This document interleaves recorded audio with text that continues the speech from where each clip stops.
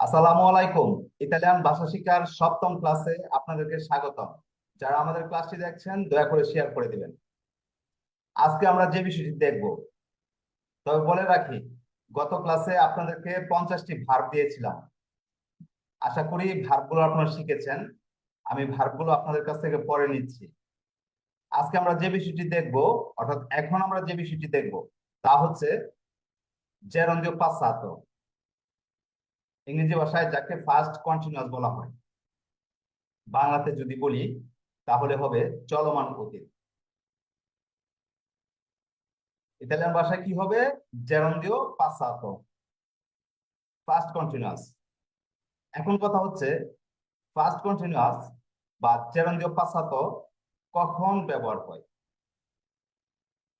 যদি কোনো ভাগ্যে অতীতের কোনো কিছু বর্ণনা করতে চান, আর অতীতের যে অ্যাকশনটা ছিল, অর্থাৎ অতীতের যে কাজটা ছিল, ওই কাজটা চলমান অবস্থায় ছিল, এরকম বোঝাতে গেলে জেরন্ডিও পাসাতো হবে। অর্থাৎ অতীতে কোনো কাজ শুরু হয়েছিল, কাজটা কিন্তু বর্তমানে যদি বলি অতীতে শেষ হয়ে গিয়েছে। ওকে, শুরু হয়েছে এবং শেষও হয়েছে, কিন্তু কাজটি চলমান অবস্থায় ছিল। হ্যাঁ, অতীতে কোনো কাজ শুরু হয়েছিল এবং চলমান অবস্থায় যে অ্যাকশনটা প্রকাশ করব, অর্থাৎ যে মুভমেন্টটা প্রকাশ করব, ওটাকে যেমন পাশ্চাত্য বলা হয়। হ্যাঁ, অতীতে কোনো কাজ শুরু হয়েছিল এবং চলমান অবস্থায় ছিল, তাকে আমরা জেরন্ডিও পাশ্চাত্য বলবো। যেরকম আমি খাইতেছিলাম, মানে কি অতীতে খেতে বসেছিলাম, এরপর খাওয়ার মধ্যে ছিলাম, সে যখন এসেছিল আমি খাইতেছিলাম। ওকে, মানে সে যখন এসেছে তখন আমি খাইতেছিলাম। ওকে, আমি খাইতেছিলাম। বা তারা যখন কাজ করতেছিল, তারা কি কাজ করার মধ্যে ছিল, হ্যাঁ আমি দেখতেছিলাম। ওকে, আমি দেখার মধ্যে ছিলাম। যে অতীতের কথা বলতেছি, ওই অতীতটা কি কন্টিনিউ করতেছিল, মানে ওই সময়টা ওই মুভমেন্টটা কন্টিনিউ অবস্থায় ছিল। মানে কি অতীতের কোন কাজ শেষ হয়েছে, শুরু হয়েছে এবং শেষও হয়েছে, কিন্তু মধ্যভাগে কি চলমান অবস্থায় ছিল, কাজটা চলতেছিল, ওইটা আমি বর্ণনা করতেছি। ওকে, এরকম অবস্থা যদি হয় তাহলে আমরা জেরন্ডিও পাসাতো এর কাজ করব, অর্থাৎ চলমান অতীতের কাজ করব। অতীতে চলতেছিল চলতেছিল কাজটি। যেরকম সে গাড়ি চালাইতেছিল, মানে চালাচ্ছিল আর কি। মানে কি সে যখন গাড়িটা চালাচ্ছিল, হুম, তখন অতীতকালীন ছিল, অতীতে চালাইতেছিল, কিন্তু সে চলমান অবস্থায় ছিল। ওকে, কাজটা শেষ হয়নি। একটা হচ্ছে সে গাড়ি চালিয়েছে, গাড়ি চালিয়েছে বা হচ্ছে গাড়ি, হ্যাঁ, চালাইতো, ওইগুলো অতীত। বা চালিয়েছে, অতীত। ওকে, বা চালিয়েছিল, ওইটা অতীত, কিন্তু চালাইতেছিল, চালাইতেছিল মানে কি অতীতে চলমান অবস্থায় ছিল। এরকম হলে জেরন্ডিও পাসাতো হবে। এখন কথা হচ্ছে, জেরন্ডিও পাসাতো এর বাংলা রূপটা কিরকম হবে? বাংলা রূপটা আমি আপনাদেরকে বললাম যে আমি খাইতেছিলাম, আমি দেখতেছিলাম, আমি যাইতেছিলাম, আমি শুনতেছিলাম, তারা দেখতেছিল, তারা খাইতেছিল, তারা যাইতেছিল, তারা বলতেছিল, হ্যাঁ তোমরা করতেছিলে, তোমরা বলতেছিলে, তোমরা দেখতেছিলে, তোমরা খাইতেছিলে। ওকে, এটা সহজে বলে ফেললাম, কিন্তু আরো একটা সহজ নিয়ম রয়েছে। নিয়মটা হচ্ছে প্রেজেন্ট কন্টিনিউয়াস এর মতোই। প্রেজেন্ট কন্টিনিউয়াস কি ছিল? তেসি, তেসে, তেস, নাকি? আর পাস্ট কন্টিনিউয়াস কি হবে? তেছিল, তেছিলে। হ্যাঁ, তেছিলাম। ফার্স্ট কন্টিনিউয়াস হবে তেছিলাম, তেছিল, তেছিলে। আমি স্ক্রিনটা শেয়ার করে আপনাদেরকে দেখিয়ে দিচ্ছি, তাহলে আপনাদের জন্য সহজ হবে। এই শেয়ার স্ক্রিন, জন্য passato.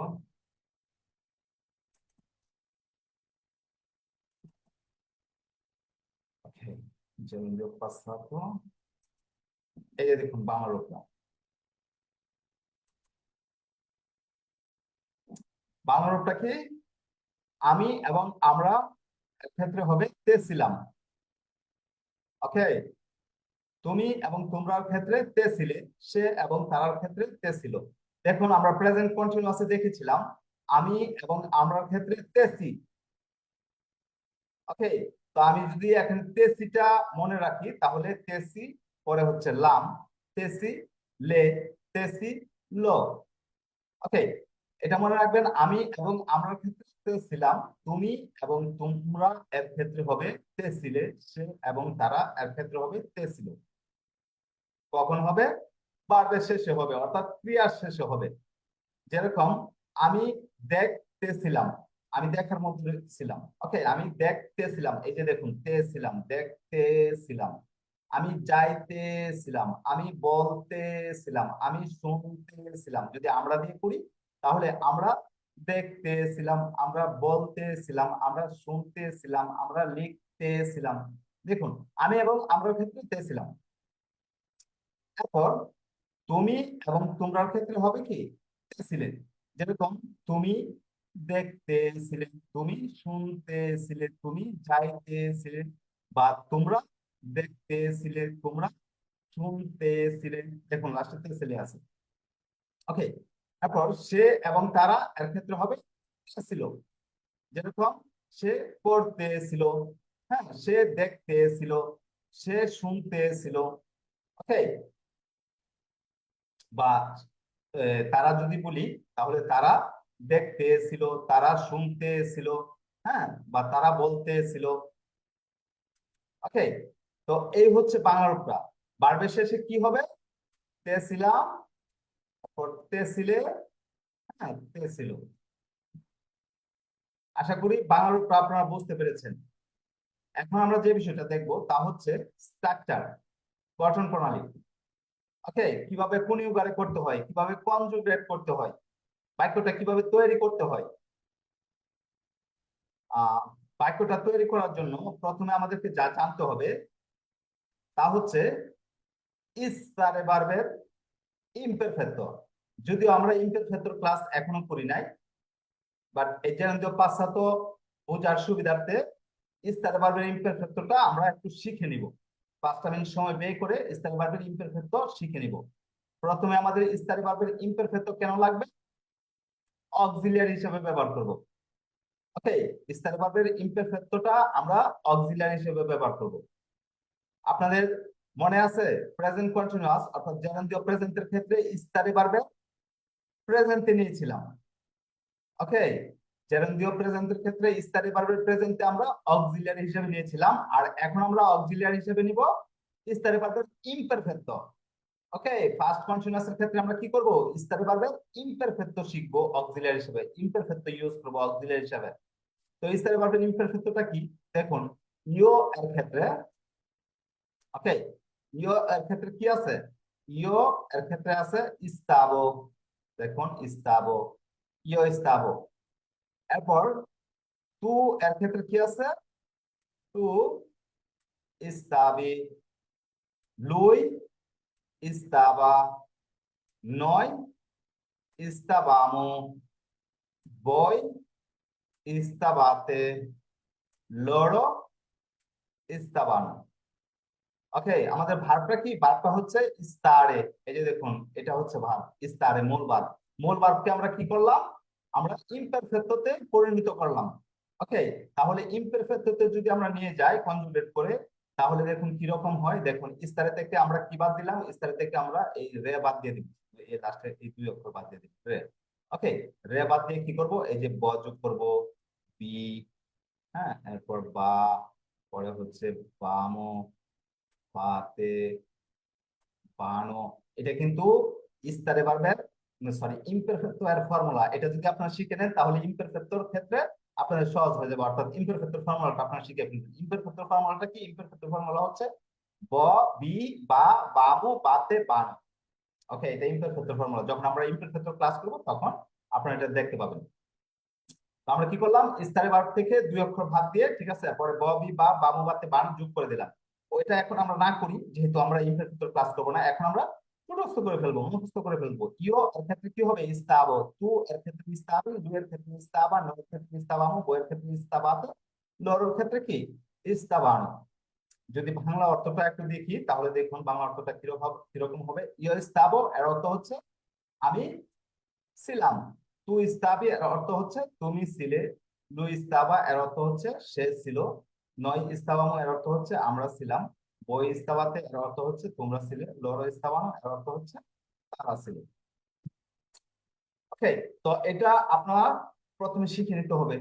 স্টার ভার্বের ইমপ্রেসটা আপনাদেরকে মাস্ট শিখে নিতে হবে। যদি আপনি না শিখেন তাহলে কাজ করতে পারবেন না।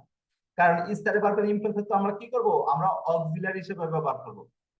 ওকে, স্টার ভার্বের ইমপ্রেস তো আমরা অক্সিলারি হিসেবে ব্যবহার করব।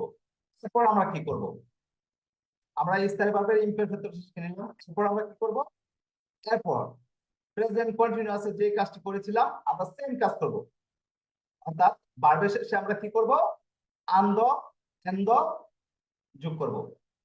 ওকে, ভার্বের শেষে আমরা আন্দ, এন্দ যোগ করব। যদি কোনো ভার্ব আরে দিয়ে শেষ হয়, যদি কোনো ভার্ব আরে দিয়ে শেষ হয় তাহলে আমরা আন্দ যোগ করব। ওকে, যদি কোনো ভার্ব আরে দিয়ে শেষ হয়, জাস্ট আমি লিখে দিচ্ছি। এই যে দেখুন,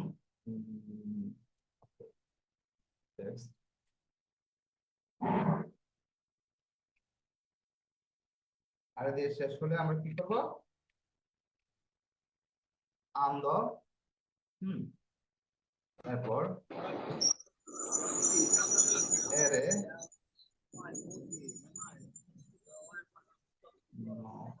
এরে লিখে দিচ্ছি,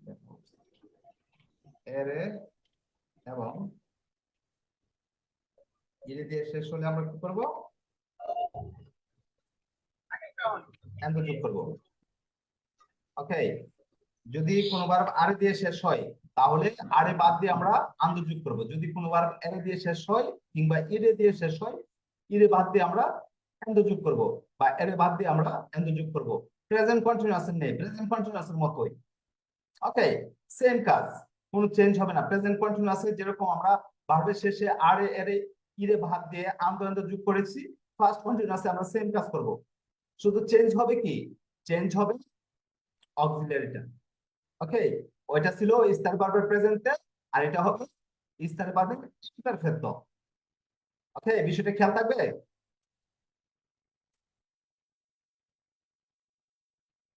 আচ্ছা, এরপর আমরা যে কাজ করব, আমরা তো দেখে নিলাম যে আমরা ভার্বের শেষে কি কাজ করব। চলুন একটা ভার্ব দিয়ে আমরা উম, একটু প্র্যাকটিস করি, অর্থাৎ দেখি কিরকম ভাবে করতে হয় কনজুগেটটা। দেখুন, আমি পার্লারের ভার্বটা নিলাম।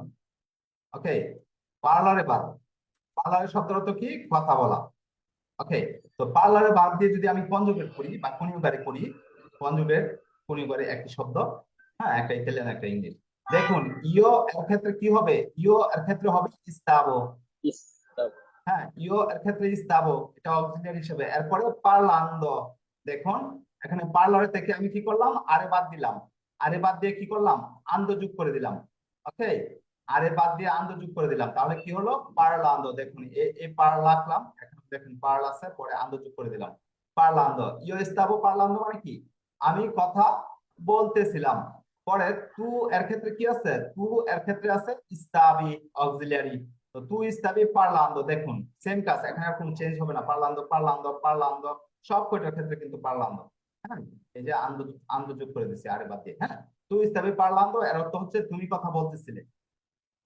পরে লুইস তাবা পার্লান্দো এর অর্থ হচ্ছে সে কথা বলতেছিল। পরে নয় ইস্তাবামু, পরে কি? পার্লান্দো, আমরা কথা বলতেছিলাম। বইয়ের ক্ষেত্রে কি আছে? ইস্তাবাতে, পরে পার্লান্দো, বই ইস্তাবাতে পার্লান্দো মানে কি? তোমরা কথা বলতেছিলে।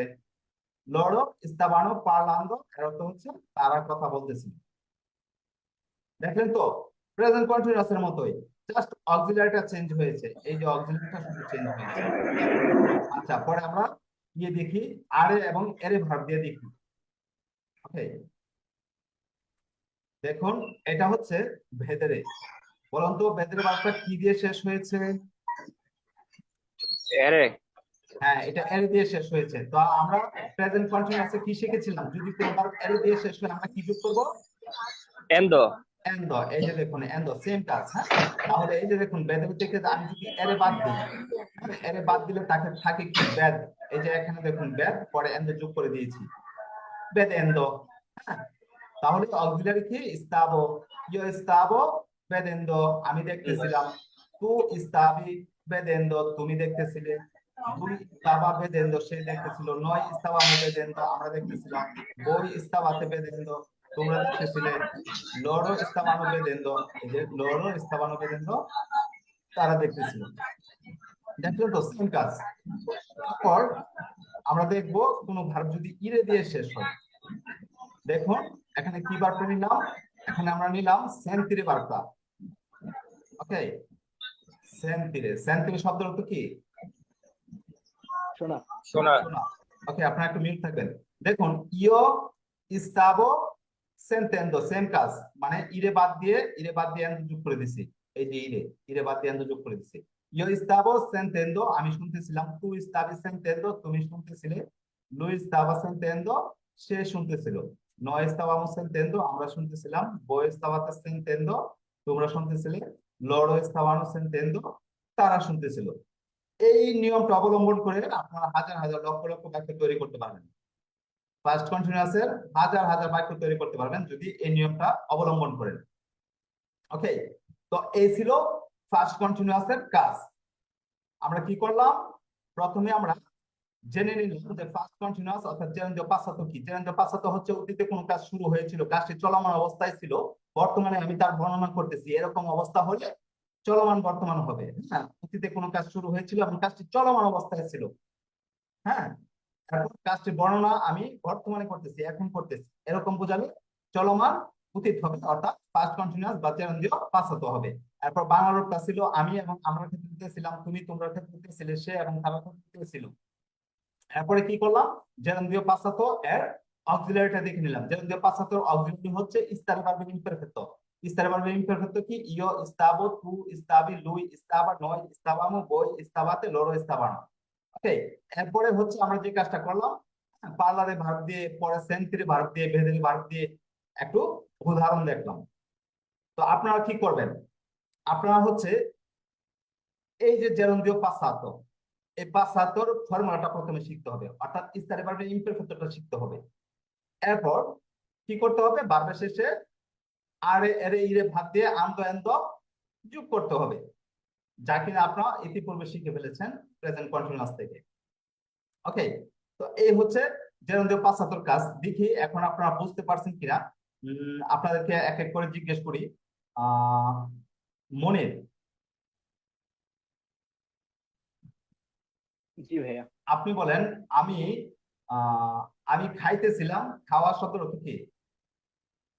mangiare. মানজারে থেকে কি হবে? Ah, io stavo mangiando. মানজান্দ, bravissimo. আহ আকলিমা,